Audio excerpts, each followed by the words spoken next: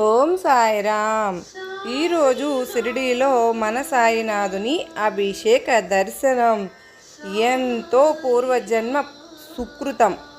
బాబావారి జీవిత చరిత్రను చదవడము మనకు ఎంతో బాబావారితో కాంటాక్ట్లో ఉండడానికి సహకరిస్తుంది.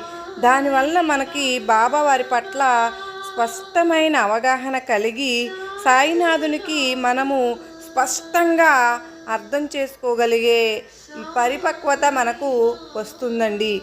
మనందరము సాయినాథుని పారాయణ చేసుకుందాము. బాబావారికి దగ్గరవడానికి ప్రయత్నిద్దాము.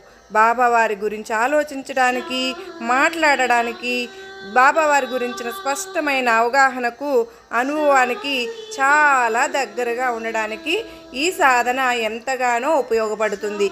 సర్వే జనా సుఖినో భవంతు.